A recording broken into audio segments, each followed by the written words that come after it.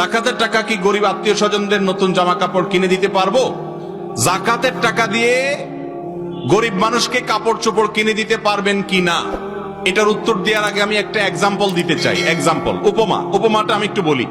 আপনার কাছে একজনের টাকা পাবে, 200 টাকা পাবে।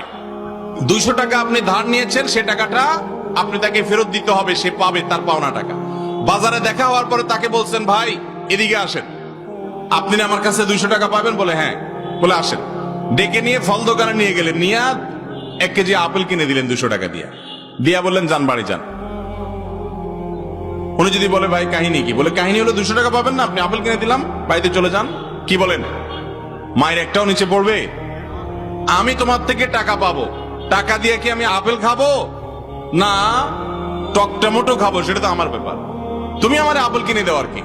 আল্লাহ তাআলা কোরআনে কারিমে বলেছেন ওয়াফি আমওয়ালিহিম হাক্কুল লিসাইলি ওয়াল মাহরুম, যাকাত হলো গরিবের অভাবী মানুষের অধিকার। আল্লাহ তাআলা অধিকার ঠিক করে দিয়েছেন, তার অধিকারের টাকা আপনি তাকে দিবেন, সেই টাকা দিয়ে সে কাপড় কিনবে না ঔষধ কিনবে না চাউল কিনবে, এটা তার ব্যাপার। আপনি কে তাকে কাপড় এবং লুঙ্গি ঠিক করে ধরায় দেওয়ার? সে পাবে টাকা, আপনি দিচ্ছেন জাকাতের শাড়ি, সে পাবে টাকা, আপনি দিচ্ছেন জাকাতের লুঙ্গি। জাকাতের শাড়ি লুঙ্গি বলতে কোনো কিছু ইসলামে, আবার জাকাতের শাড়ি লুঙ্গি বলতে যেগুলো দেওয়া হয় এক দোয়াতে বরবাদ হয়ে যায়, আছে না নাই আমাদের সমাজে? এগুলো উচিত নয়। জাকাত হিসাবে নগদ অর্থ দিবেন। হ্যাঁ, এক্সেপশন হতে পারে, আপনার একজন আত্মীয় আছে গরিব, আপনি জানেন নগদ টাকা দিলেই সে নষ্ট করে ফেলবে, বুঝবে না, বোকাশোকা মানুষ।